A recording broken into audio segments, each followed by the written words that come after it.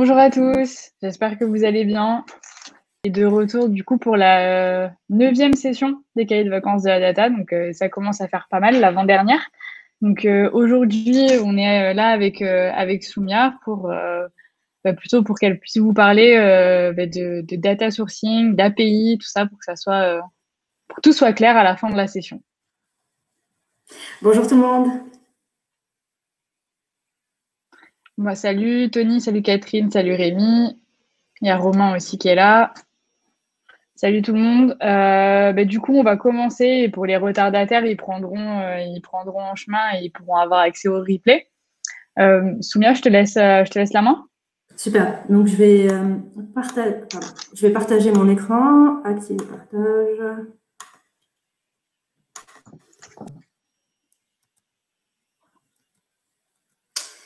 Et je vais directement donc pour qu'on commence la partie data sourcing with API.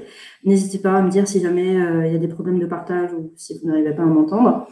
Donc on va voir en fait comment on peut trouver des données d'une manière différente. Jusqu'à maintenant, on a vu que les données, en fait, on les a chargées directement, donc, et c'était disponible dans un fichier CSV qu'on a pu directement charger et puis manipuler. Et des fois, il se peut que ces informations-là ne soient pas disponibles, qu'on ait besoin de trouver, en fait, des entreprises qui les partagent avec nous ou des applications qui les partagent avec nous. Donc, c'est souvent, en fait, des entreprises qui vont partager leurs données qui vont nous permettre de les consommer. Donc, on va voir comment on peut faire ça et quels sont les différents API publics disponibles qu'on peut utiliser. Donc, je vais directement vous montrer donc, la partie publique disponible. Il y a un site, il y a un guide en fait. Donc, vous avez besoin de chercher en fait, c'est dans les slides aussi, ça s'appelle TODMOTO, Public APIs. Et vous avez directement accès aux différentes API publiques que vous pouvez utiliser. Donc, API, c'est Application Programming Interface. Ça va nous aider en fait à récupérer de la donnée. Souvent, donc, c'est des interfaces qui sont disponibles en ligne. Donc là, on va clairement voir en fait que les API web disponibles et voir comment on peut les requêter et comment on peut récupérer des données qu'on pourra plus tard manipuler. Donc, si vous allez dans github.com et vous cherchez API TODMOTO, vous avez une grande liste d'interfaces en fait disponibles pour vous sur différentes thématiques. Donc, vous avez par exemple des thématiques comme les animaux, des calendriers. Vous avez aussi donc les boissons. Si vous avez besoin de développer une application qui permet de deviner votre boisson favorite, vous pouvez utiliser ça. Accès à des données, exchange, geocoding, médias. Donc, ces interfaces-là, en fait, comme on va le voir, elles vont nous aider en fait à récupérer de la donnée en fonction de ce qu'elles proposent aussi. Donc, chacune va proposer différents types de données sous différents formats. Il y en a qui sont payantes et d'autres gratuites. Et pour le savoir, en fait, il faut regarder ce petit champ ici, donc OAuth, qui veut dire authentification. Et ça nous aide à comprendre est-ce qu'il y a besoin d'identification. Donc, ça veut dire qu'il faut s'enregistrer, télécharger une clé de sécurité que vous stockez sur votre machine et que vous donnez en fait à chaque fois que vous allez vous connecter à cette API. Et là, vous avez le lien. Donc, souvent, quand vous voyez OAuth yes, ça veut dire que potentiellement, c'est payant. Et il va falloir donc peut-être donner vos informations bancaires et autres. Et à chaque fois que vous consommez de la donnée, vous serez chargé en fait en fonction du service. Donc, vous avez aussi musique et autres. Donc, il y en a pas mal. Nous, pour notre exemple d'aujourd'hui, on va s'intéresser à une API qui s'appelle MetaWeather. Donc, je l'ai ouverte, elle est ici, metaweather.com. Et elle aide, en fait, elle donne les informations météorologiques de la journée et aussi elle détecte automatiquement donc, la ville dans laquelle je suis. Elle me dit quel temps il fait aujourd'hui pendant les 5 prochains jours. Et je peux l'utiliser en fait pour l'intégrer donc dans un code ou dans une application que je vais développer. Donc les API, ça sert à ça aussi, c'est que souvent, les API sont clairement en fait développés pour que les développeurs puissent les consommer et les utiliser. Donc on peut imaginer par exemple je souhaite déterminer ou prédire les ventes que je vais avoir dans les prochains jours de mon entreprise, et je vais peut-être récupérer en fait des données météorologiques de cette application-là pour savoir est-ce qu'il va pleuvoir ou autre, et ça va empêcher par exemple les consommateurs ou les clients de sortir de chez eux et d'acheter mon produit. Donc ça peut être un cas d'usage, un cas d'application, et c'est clairement utilisé par donc les développeurs. Ils ajoutent ces informations-là dans leurs applications ou dans leurs analyses de données pour enrichir leurs données. Donc, on va voir donc la documentation concernant cette application, donc MetaWeather, et comment on peut l'utiliser. Donc, la première chose à vérifier, donc vous me dites aussi si vous n'arrivez pas à voir très bien mon écran, c'est très petit. La première chose à voir, je vais essayer de zoomer un petit peu, c'est sous quel format l'application, en fait, les données qu'on va récupérer vont être sous quel format. Et donc, comme on va le voir, là, l'application, cette API-là, retourne des informations sous format JSON. C'est intéressant pour nous parce que c'est un format qui est structuré, comme un peu CSV. Donc, on va pouvoir facilement les manipuler. La connexion qu'on va faire donc avec cette API, elle est sécurisée aussi, donc c'est du HTTPS, c'est-à-dire que les données vont être intègres, elles ne pourront pas être modifiées en chemin. Ensuite, donc on a les différents champs en fait que l'API va nous retourner. Donc là, par exemple, on a fait des abréviations, donc ils nous aident à comprendre les différentes données qu'on reçoit. Donc si on reçoit par exemple SN, ça veut dire qu'il va neiger. On peut aussi récupérer des icônes à partir de cette API et on descend. Donc, c'est important aussi de lire la documentation de chaque API pour comprendre en fait ce qu'ils ont mis en place, comment ils l'ont pensé, qu'est-ce qu'ils ont développé, quelles sont les méthodes qu'ils nous proposent, qu'on pourra utiliser. Donc là, on le voit, ils nous proposent 4 méthodes. Il y a une méthode de recherche de l'emplacement en fait, de l'endroit. On va voir comment ça marche. Il nous propose aussi donc un 5-day forecast, donc c'est-à-dire qu'il y a une prévision, on peut avoir la prévision sur les 5 prochains jours, et on peut avoir aussi des données historiques sur un jour particulier et un endroit bien particulier. Ensuite, comment on fait pour discuter avec cette API finalement? Donc, une API, en fait, il y a un serveur derrière qui tourne et qui attend des requêtes. Et ces requêtes-là, donc pareil, il faut voir la documentation pour savoir quel type d'informations il faut donner pour récupérer donc les données qui nous intéressent.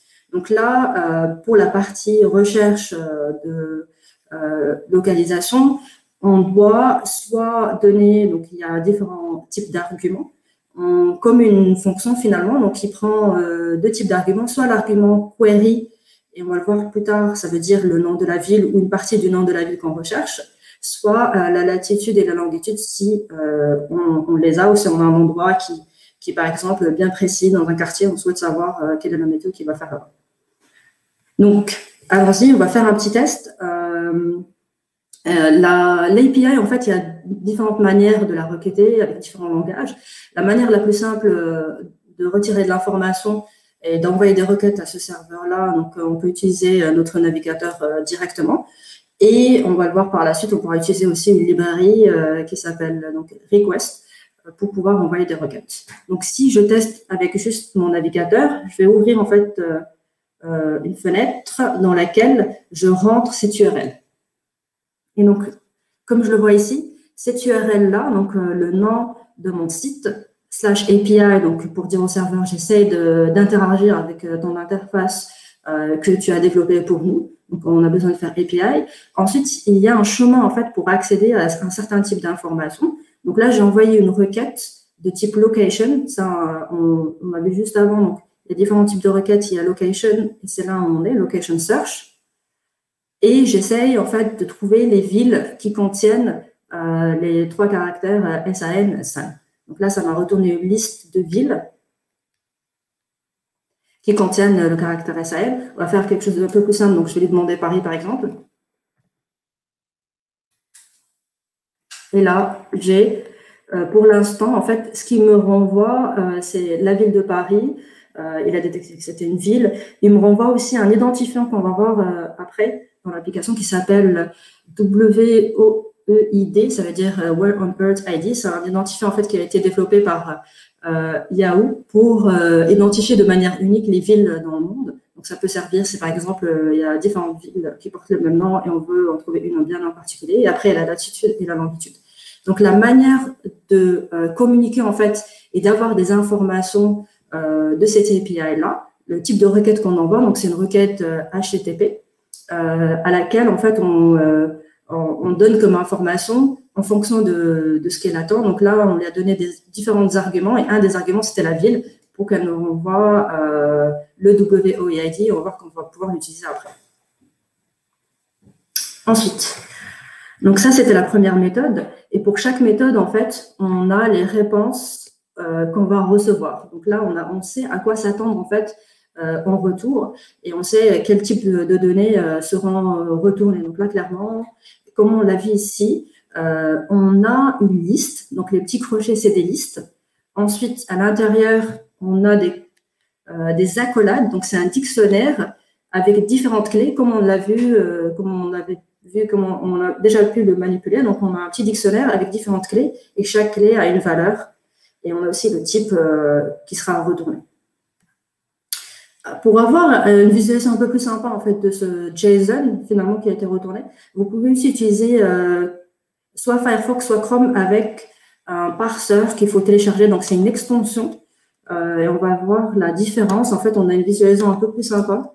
Donc, si je copie, je vais dans Chrome et j'ouvre en fait le même lien. Là, j'ai une visualisation un peu plus sympa. Donc, je vois très bien que c'est une liste avec un dictionnaire à l'intérieur. Donc, ça, c'est une extension JSON que vous pouvez télécharger et installer. Comme ça, elle sera utilisée. Vous pourrez visualiser beaucoup plus facilement vos fichiers JSON. Ensuite, donc je continue mon exploration. Ça, c'est la première méthode. Là, j'ai une deuxième méthode qui s'appelle donc location. Et en fait, ce qu'elle prend, c'est le WOEID. Donc, le WOEID, on l'a vu tout à l'heure. Il est renvoyé quand on donne à la requête une ville. Ensuite, il me renvoie donc des informations sur la location, et il va me renvoyer aussi normalement des informations sur la météo en fait. Donc c'est là où je peux accéder en fait aux prévisions météorologiques des 5 prochains jours de la ville. Consolidated Weather, là j'ai plusieurs champs qui sont renvoyés, donc on va tester. Je vais prendre, donc tout à l'heure, j'avais Paris. Donc quand j'ai envoyé une requête avec Paris, il m'a renvoyé ce type d'information, c'est-à-dire que le WID c'est lui. Je vais le copier et je vais taper la même requête, sauf que à la place de tout ça, je vais mettre que ça, parce que c'est ce qu'il attend. Et on le voit ici. API, location, ça c'est l'URL. Je dois taper après le nom du site, donc metaweather.com. Je dois rentrer en fait le chemin API/location/WOEID. Et c'est exactement ce que j'ai fait ici. Donc, toujours pour avoir une visualisation un peu plus sympa, je vais dans mon Chrome. Et voilà ce que le site me renvoie. Donc, il me renvoie la date. Donc là, c'est le 17 août, les températures minimum, maximum, la température d'aujourd'hui, la moyenne. Et il me renvoie aussi donc la température qu'il va faire en fait à différentes heures de la journée. Voilà, super. Donc, ça, c'est mon API. Donc là, on va passer, en fait, on a vu comment on pouvait l'explorer et comment on pouvait communiquer avec cette API-là grâce à un navigateur, tout simplement. Je peux récupérer ces informations-là. Et ce qui m'intéresse, en fait, c'est de pouvoir les stocker et aussi, après, les manipuler, par exemple, dans des fichiers CSV, dans des data frames, comme on l'a vu jusqu'à maintenant. Et je vais passer à Jupyter. Mais avant, est-ce que vous avez des questions sur cette partie-là? Alors, pour le moment, on n'en a pas eu. Mais n'hésitez pas à les poser. On peut prendre peut-être une petite minute en attendant. Ou est-ce que tout est clair? Si vous voulez dire dans le chat si tout est clair.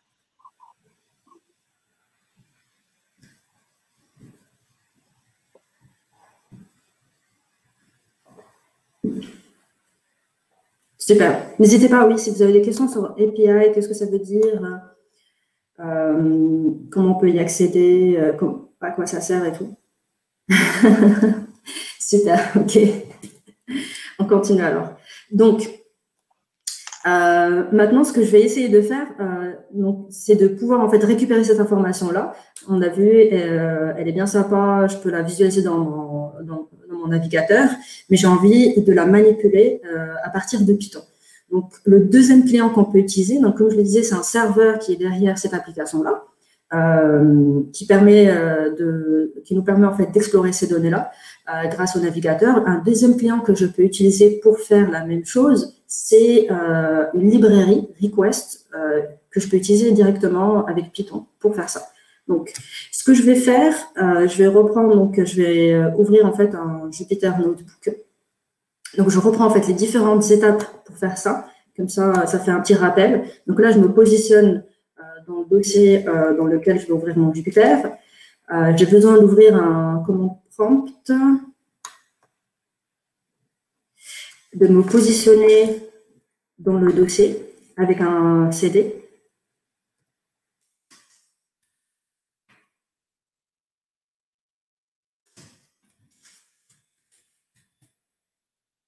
Et je lance Jupyter Lab. Là, il ne s'est pas lancé en fait parce que je peux avoir des problèmes d'accès. En fait, ça veut dire que j'ai Access is denied. Ça veut dire que vous n'avez pas lancé votre Anaconda. Moi, je n'ai pas lancé mon Anaconda avec les droits administrateurs. Donc, je vais faire autre chose pour aller plus vite. Je vais le lancer à partir de mon Git. Anaconda, souvent, en fait, il prend beaucoup de temps à se lancer. Et voilà. Donc là, j'ai lancé mon Jupyter. Je vais créer en fait un nouveau notebook et on va aller explorer l'API MetaWeather.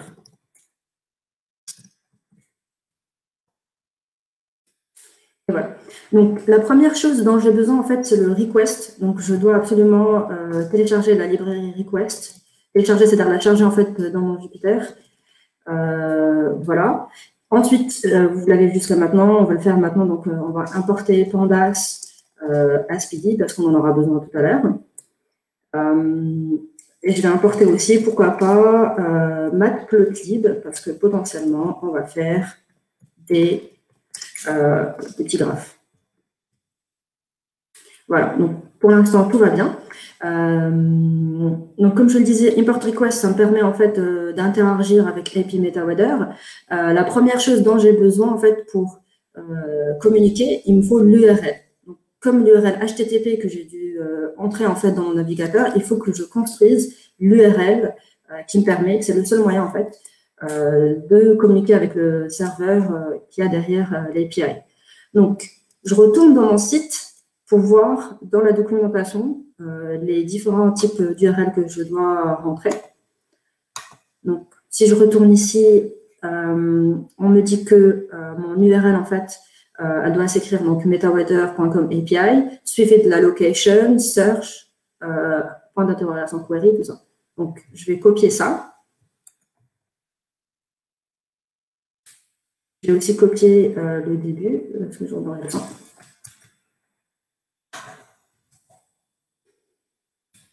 Et je vais faire un test, donc je fais query, en fait, Paris, par exemple.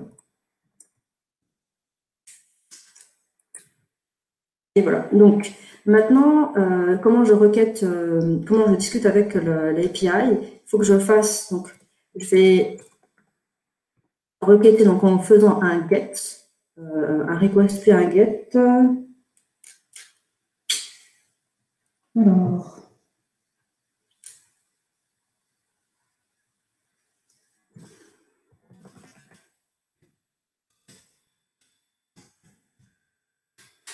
Donc là, j'ai utilisé en fait le request que j'ai importé ici. J'ai appelé la fonction get dessus et je vais passer en paramètre directement mon URL. Si j'affiche response,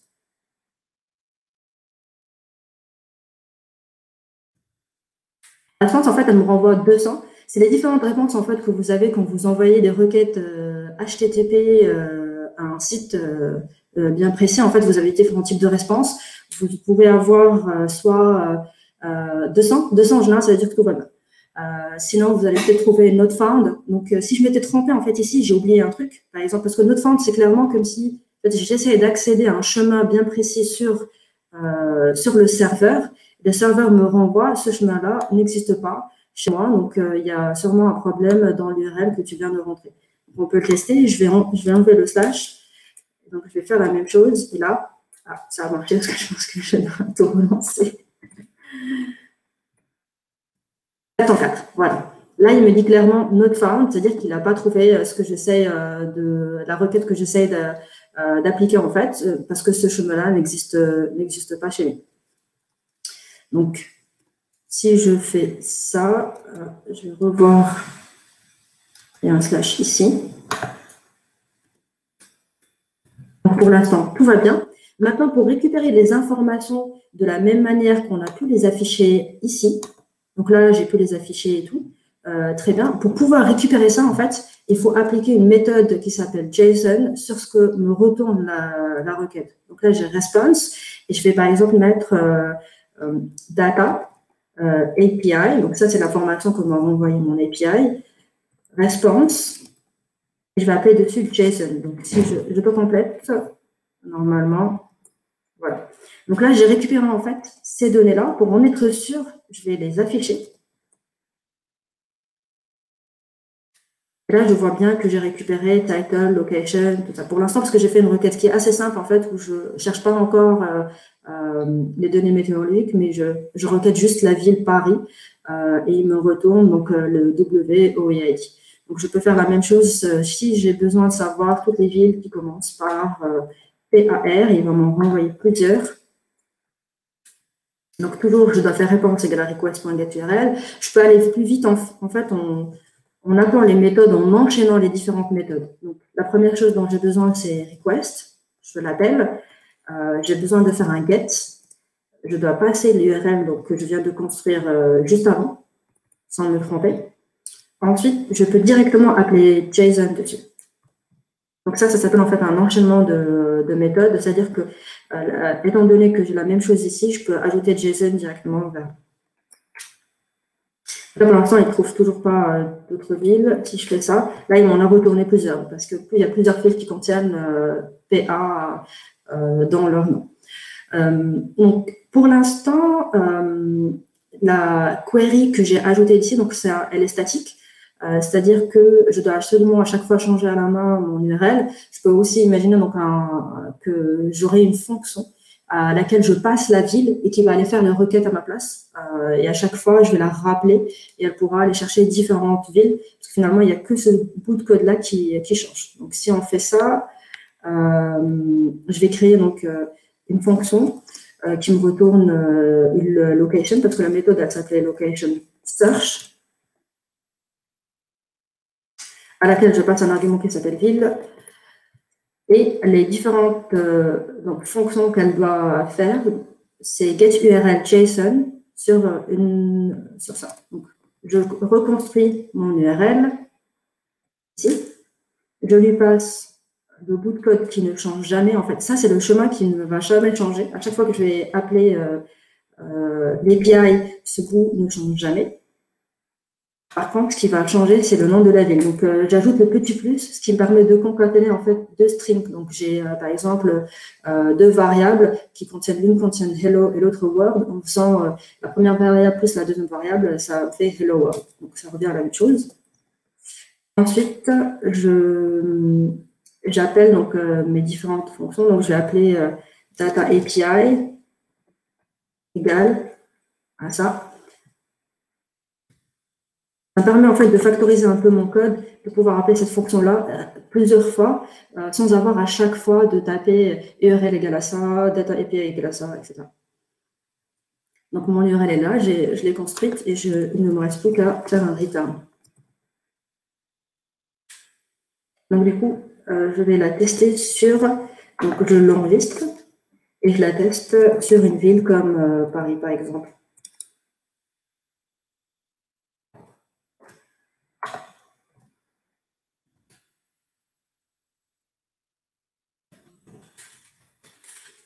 Et donc là, ça a bien marché, ça m'a renvoyé exactement la même ligne que tout à l'heure. Si je lui passe juste PA, ça va me retourner plusieurs villes. Donc, pour l'instant, tout va bien. J'ai créé une petite fonction qui va faire le boulot à ma place. La deuxième chose que je dois faire, en fait, quand je travaille avec des API, c'est de m'assurer du type de données qui m'a été renvoyé. Donc, on l'a vu à l'œil. Elle m'a renvoyé donc, deux types différents, en fait, de données. Quand j'ai fait location WOEID, ça on va voir après, elle m'a envoyé un dictionnaire. Par contre, juste avant, elle m'a envoyé une liste. Et pour ça, en fait, je dois absolument souvent utiliser en fait la fonction type pour m'assurer du type d'information qui m'a été envoyé, parce que quand on va le manipuler, on ne le manipule pas du tout de la même manière. Donc, si je fais type de A,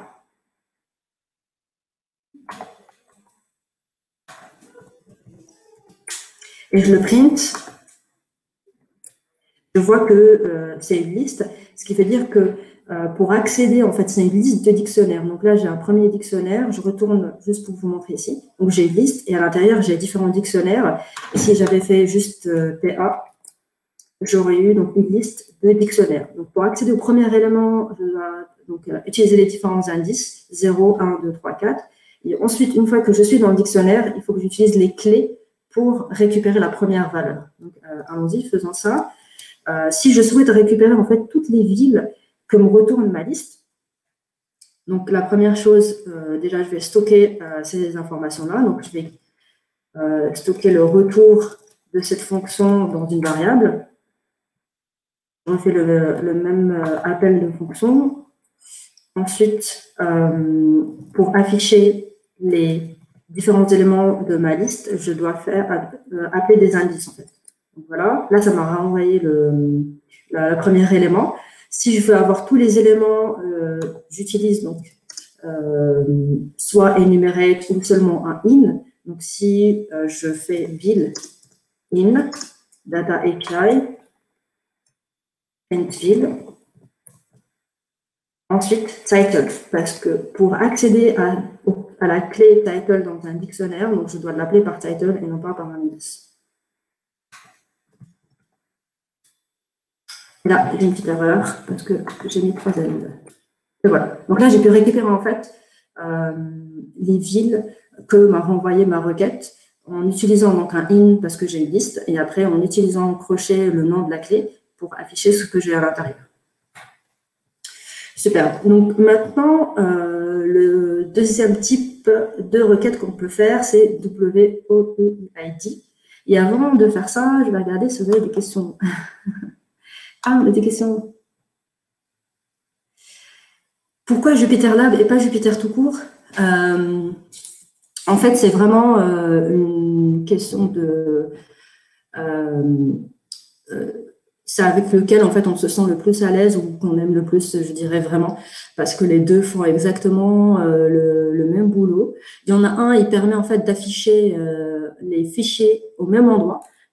C'est-à-dire que, je vais vous montrer, en fait, j'ai mon explorateur. La différence entre Jupyter Lab et Jupyter tout court, c'est que dans Jupyter Lab, j'ai mon explorateur et en fait, je peux ouvrir d'autres fichiers en même temps ici. Donc, et je vais les voir au même endroit. Donc, si je fais un plus Python, donc là, j'ai mon deuxième fichier Python ici, et, Jupyter, et j'ai mon premier fichier ici, et je peux aussi en avoir autant. Avec Jupyter tout court, il me les ouvre là-haut, donc c'est très difficile de naviguer d'un fichier à un autre. J'ai pas une vue concentrée. Et j'avais montré aussi la dernière fois en fait qu'il y avait une vue aussi sympa. Si je fais New View from Notebook, j'ai le même fichier qui s'ouvre à côté, j'ai deux vues différentes. Donc, je peux facilement débugger si j'ai des problèmes, si j'ai des erreurs. Quoi d'autre? Et je peux aussi ouvrir des fichiers CSV directement ici. En fait, c'est juste une vue concentrée. Jupyter Lab, c'est une vue concentrée de Jupyter tout court. Parce qu'en fait, Jupyter tout court, à chaque fois que je l'ouvre, je dois soit lui communiquer le nom de mon fichier qu'il doit ouvrir directement, ou sinon, c'est comme si je dois le lancer plusieurs fois pour chaque fichier, en fait. Clairement, je dois le lancer plusieurs fois pour chaque fichier, alors que le Jupyter Lab, je le lance une fois et je peux ouvrir autant de fichiers que je le souhaite.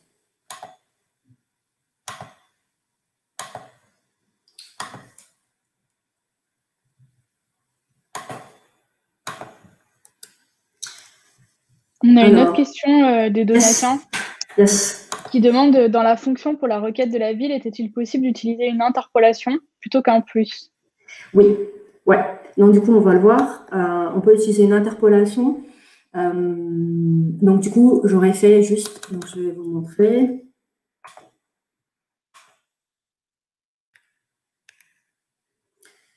En dessous, donc j'enlève ça. Je fais un petit F pour l'interpolation.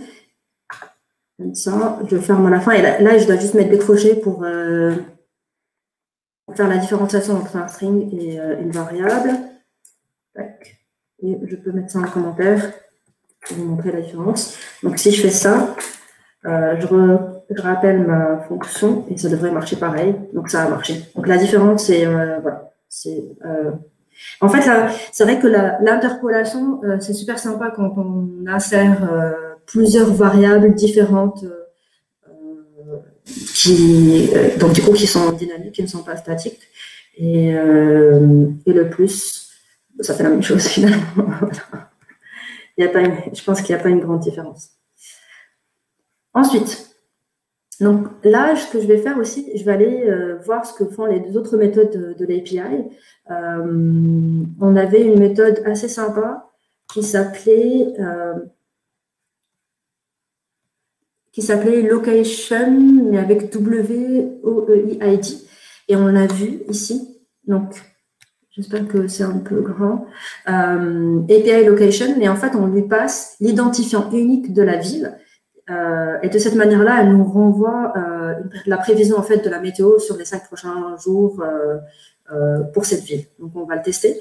On va faire exactement la même chose. Donc, ce que je vais faire, je vais créer une nouvelle fonction, parce que c'est plus sympa les fonctions que de rappeler le code plusieurs fois. Et je vais l'appeler prévision.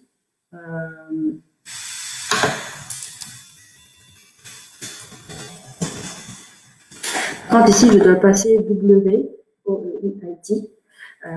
Pareil ici. Mon URL ne change pas. Les deux requêtes ici, elles ne changent pas.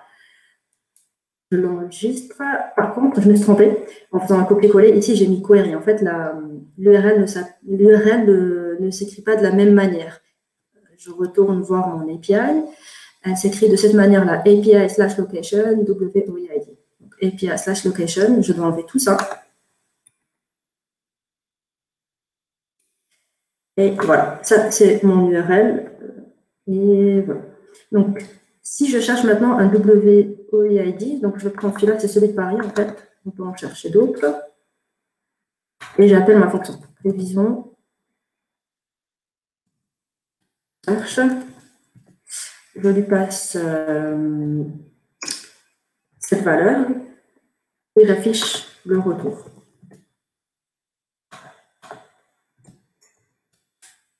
Il me dit qu'il est vide parce qu'il doit y avoir une erreur en fait dans ce que j'ai tapé ici. C'est-à-dire que la requête, elle n'a pas fonctionné, elle a retourné quelque chose de vide. Pour ça, donc, je vais faire un petit print de mon URL pour m'assurer que tout va bien. Il faut que je vérifie le WOEID et il faut que je vérifie API location. Tout ça, tout ça. OK. Donc, je vais faire un premier print pour être sûr.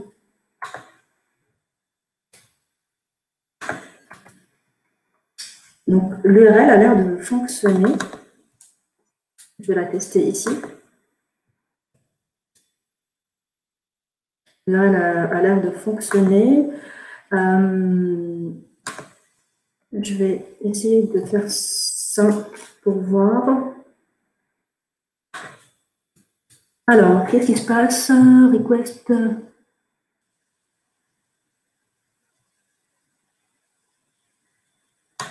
Je vais juste le faire à l'extérieur pour être sûr que je n'ai pas des erreurs quelque part. Tac.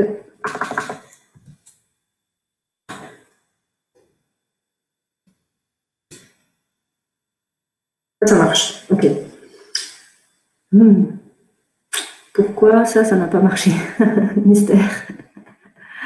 S'il y a des personnes qui voient des choses que je ne vois pas, je prends.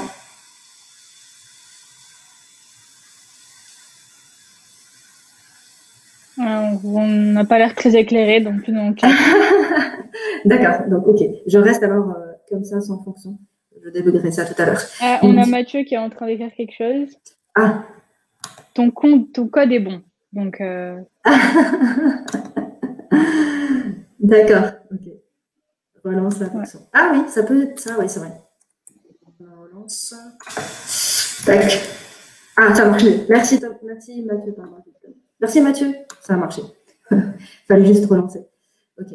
Donc, pour enlever tout ça, en fait, il faut juste cliquer sur le côté. Tac.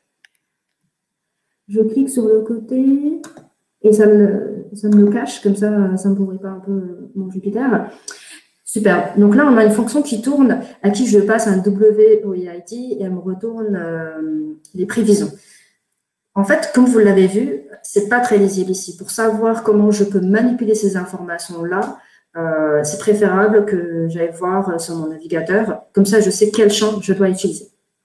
Donc là, le type qu'elle me renvoie est différent du type de tout à l'heure. On a un dictionnaire. Pour le savoir, j'aurais pu faire aussi un print type crochet pour être sûr avant d'appliquer quoi que ce soit.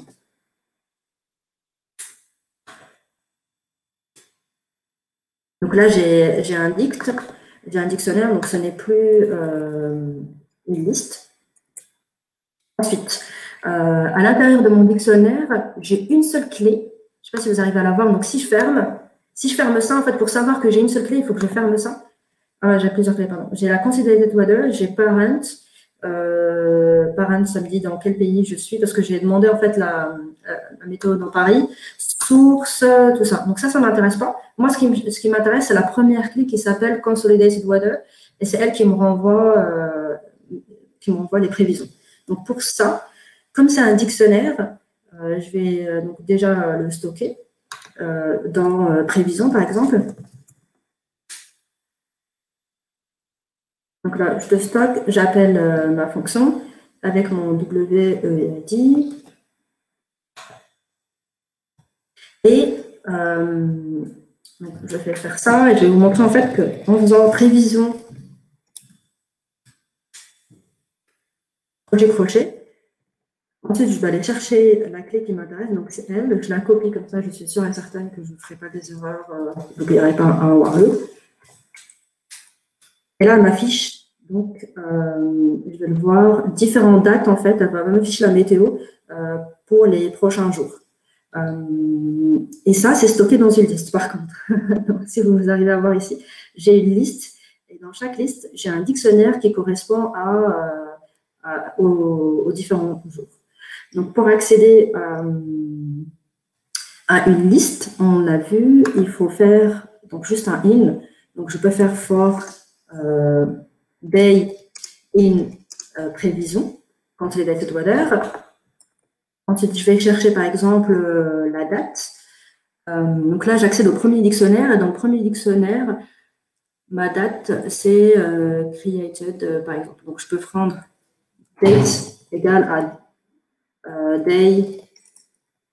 Il faut que je cherche cette clé. Created. Je vais la mettre ici.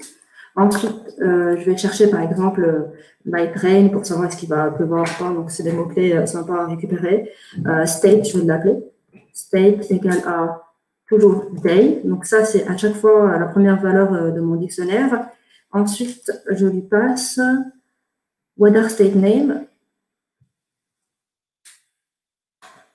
Et je vais peut-être chercher aussi combien il va faire dans la température. Je l'ai ici.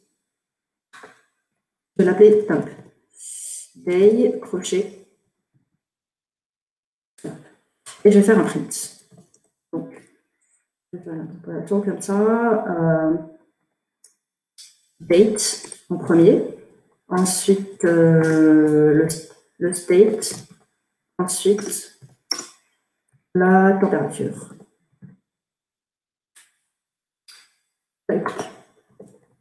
Et voilà.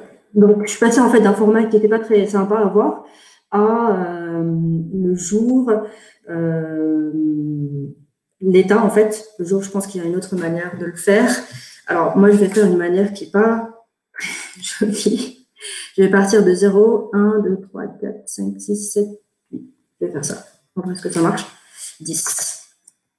Voilà, donc j'ai gardé que ce qui m'intéressait, donc l'année, le jour. Et puis ici, comme c'est la même journée, on va quand même mettre l'heure peut-être. 14, ça me donne l'heure et les secondes. Voilà, 9h39. Et donc j'ai le state et j'ai la température qui est ici. Donc on est passé en fait d'un JSON qu'on a manipulé pour récupérer en fait le premier dictionnaire dans la liste, et après on a itéré donc sur cette liste là pour récupérer différentes informations. Donc ça c'est une méthode, et la méthode en fait à définir, elle va vraiment dépendre de ce que l'API va vous retourner. Donc en fonction de l'API et du type de données qu'elle retourne et comment elle a pensé ces types de données, ça va souvent en fait, vous allez voir que souvent, ça va être la même chose, c'est-à-dire que vous allez avoir soit une liste ou un dictionnaire. Dans la liste, vous allez avoir des features, des champs, et ces champs-là vont prendre des valeurs. Et ça, vous l'avez aussi directement dans l'API. Donc, vous avez les response fields, donc vous savez qu'est-ce qu'on vous renvoie, quel type de données on vous renvoie, quels sont les champs qu'on vous renvoie.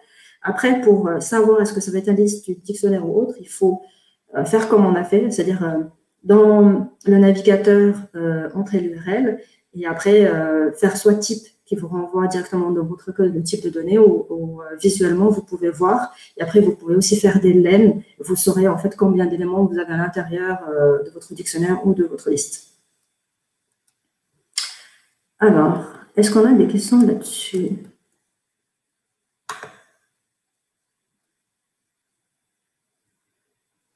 Pauline? Non, on n'en a pas. Ah, super, ok, d'accord. Ensuite,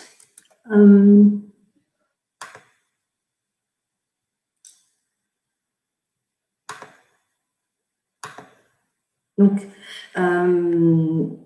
juste un petit récap par rapport à ça, de quelle manière on va le voir. Donc, pour l'instant, en fait, on a utilisé les informations dont on avait besoin pour discuter avec l'API. On a besoin de connaître l'URL et le chemin d'accès aux données qui sont stockées sur le serveur. Et ça, on l'a directement à partir de la documentation donc, de l'API. Et on avait juste besoin, en fait, donc, de la librairie request qu'on a vue. Et après, on avait aussi besoin donc, de cette commande, donc request.get.json. Une fois qu'on a lancé cette ligne, on récupère nos données, on peut les manipuler comme on veut. Donc, on peut même les stocker sous format data frame, comme vous l'avez vu avant, et après les enregistrer sous format CSV et créer des fichiers. Donc, si je fais ça, donc ici, par exemple, j'ai pris Vision Consolidated Water. C'était un dictionnaire, je vais refaire le type parce que ça va être plus simple, je pense. Donc là, vous voyez directement quel est le type. Et un print.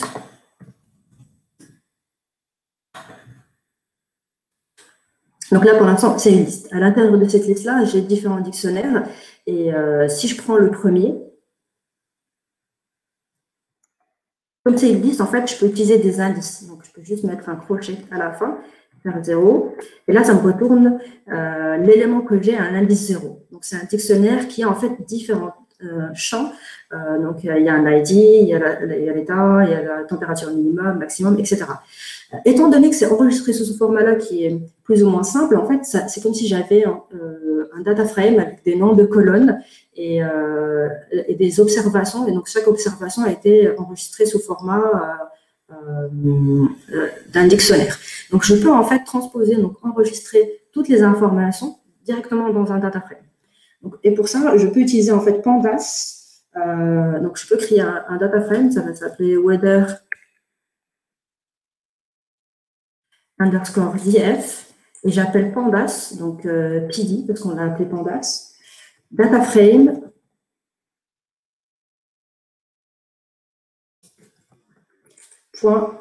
from dict. Je vais faire ça, ok. Et je lui passe en fait ici, prévision consolidated weather.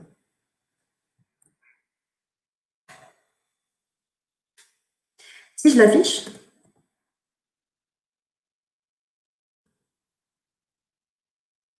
donc là, je vois, en fait, il m'affiche toutes mes données propres Donc, il a détecté automatiquement en fait le nom des colonnes parce que j'ai un format qui est clean et dans chaque champ et dans chaque clé que j'ai, en fait, j'ai une seule information. Donc, c'est assez simple en fait à traduire du dictionnaire vers le data frame. Et donc, pour manipuler, pour visualiser, c'est beaucoup plus sympa que de s'emmêler les pinceaux en fait avec des forts et d'autres. Donc, je peux en fait transposer directement l'enregistrement de mon data frame et après faire des manipulations dessus, faire aussi des recherches en fait directement dans mon data frame. Et je peux aussi l'enregistrer sous format CSV. Donc, si je récupère beaucoup de données, une fois que j'ai fini, donc je récupère beaucoup de données de mon API et j'ai envie de les stocker parce que là, pour l'instant, elles sont stockées nulle part. Donc, je les ai manipulées dans mon Jupyter. Mais si demain, je me réveille et j'ai envie de refaire les mêmes manipulations, je dois relancer en fait toutes les fonctions que je viens de faire. Et si j'ai pas Internet, ça va pas marcher. Donc, imaginons que je veux les stocker ces données-là et plus tard faire les différents types de manipulations que je souhaite faire. Et je fais juste en fait maintenant d'appeler toCSV. Alors, donc c'est weather, c'est Pandas qui me permet de faire ça. Donc, je vais faire Pandas to underscore CSV. Je lui passe le data frame. Je pense que c'est tous les CSV comme ça. Pardon. Voilà. Et ici, je lui dis le nom de mon fichier et il va s'appeler weather. Paris. CSV. Est-ce que ça va marcher? Pour savoir s'il va créer, je vais un yes. Et là, il m'a créé mon fichier et je peux l'ouvrir directement. Alors, où est-ce qu'il l'a mis? Parce que... Ah, il vient d'arriver. Voilà. Donc là, maintenant, j'ai même réussi en fait à aller chercher de l'information, vérifier en fait la validité et tout. Et après, stocker ces informations-là sous format CSV. Que demain, donc si j'ai envie de remanipuler les mêmes infos, j'aurais pas besoin d'envoyer de nouvelles requêtes, surtout si c'est des données historiques, donc elles sont potentiellement pas changées depuis. On a une petite question de Mathieu, peut-être qui est en lien. Ouais. Qui demande comment gère-t-on la réponse si ce n'est pas du JSON? Il faut d'autres librairies, en fait, pas d'autres librairies, mais d'autres fonctions.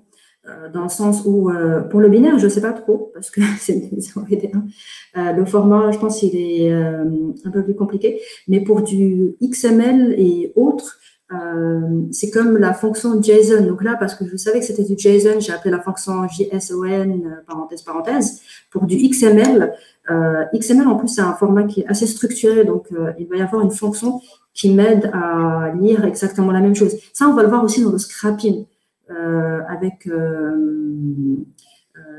Beautiful Soup, ça s'appelle comme ça, oui. C'est une librairie qui nous permet en fait de lire un format comme du XML parce que c'est du HTML et on va lire des balises et tout dans les différentes pages. En fait, on va explorer les pages web pour aller chercher de l'information.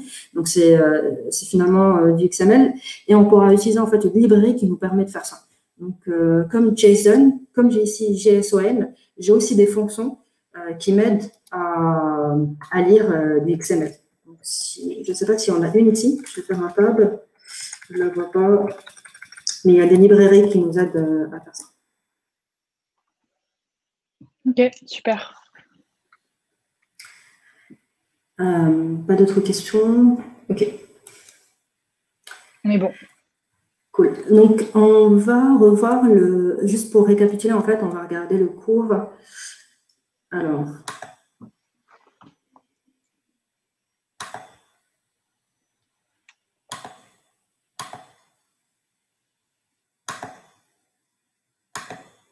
donc, on vient de voir comment on peut aller chercher des informations grâce à une API, donc une interface qui est mise à disposition pour les programmeurs, pour qu'ils puissent en fait intégrer des données et explorer des données et même consommer des données que d'autres entreprises ont mis à disposition, qui sont accessibles directement sur le net avec des protocoles HTTP.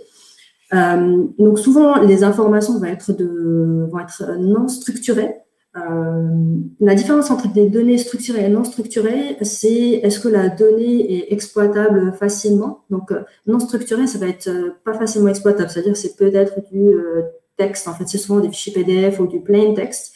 Et structuré, ça va être des fichiers comme CSV, JSON, où on a des colonnes, on a des clés, et on peut facilement en fait requêter, chercher de l'information, alors qu'avec du texte, c'est un peu plus compliqué. Pour trouver des données, donc jusqu'à maintenant, on a vu que on peut les télécharger donc directement sous format CSV, c'est le format le plus simple.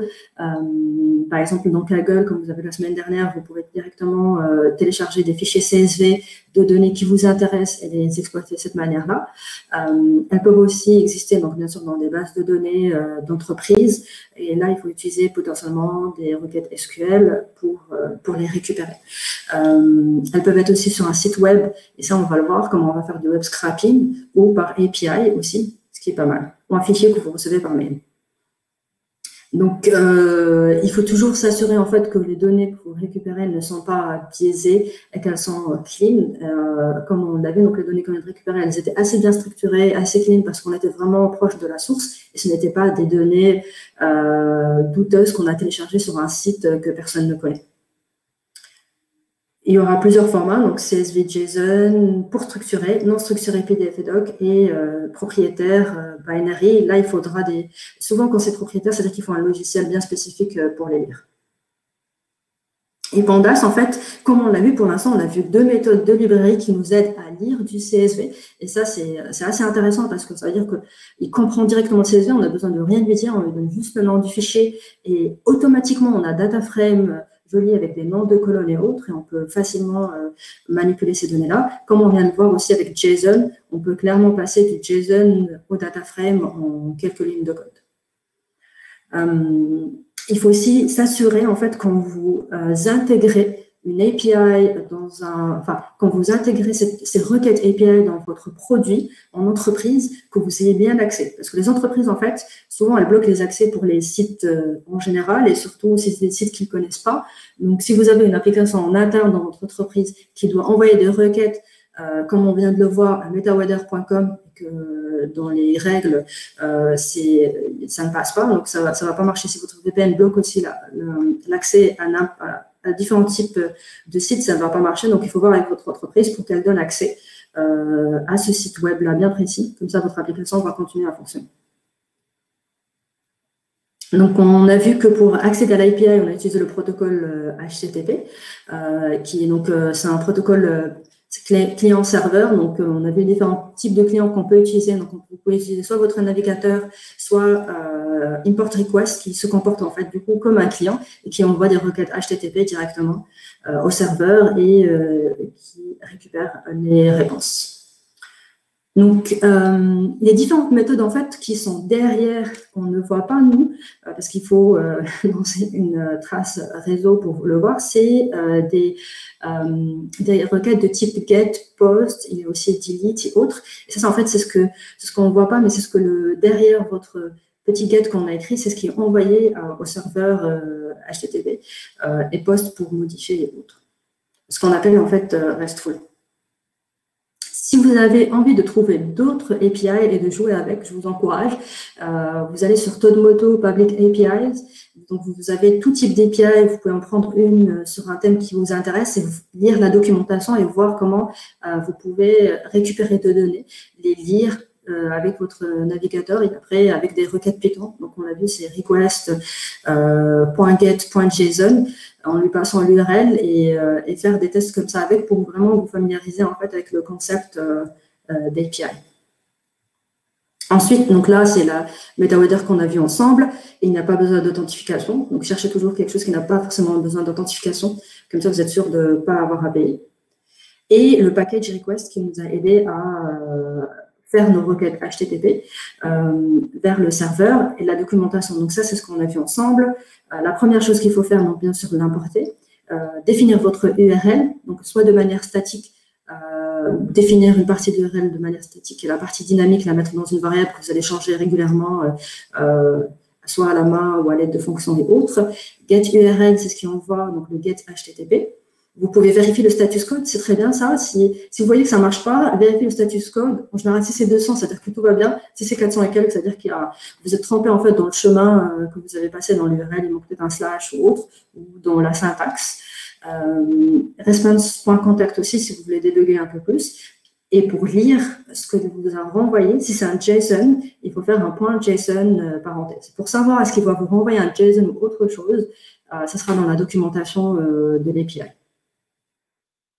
Voilà, je pense qu'on a fini. Alors, est-ce que vous avez des questions?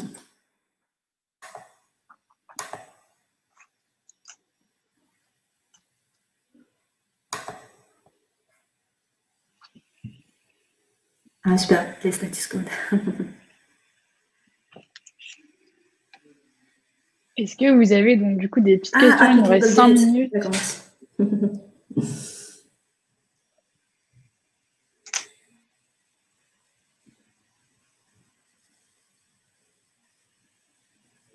Non, pas de questions? Tout était clair sur cette session? Vous avez réussi? Est-ce qu'il y en a qui ont déjà fait les exercices, le petit exercice là pour aujourd'hui?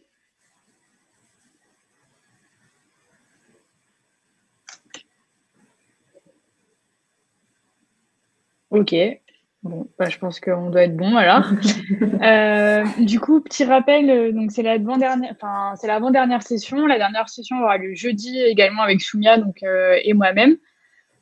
Pour la dernière session qui sera sur le web scrapping, c'est ça, hein, si je ne me trompe pas.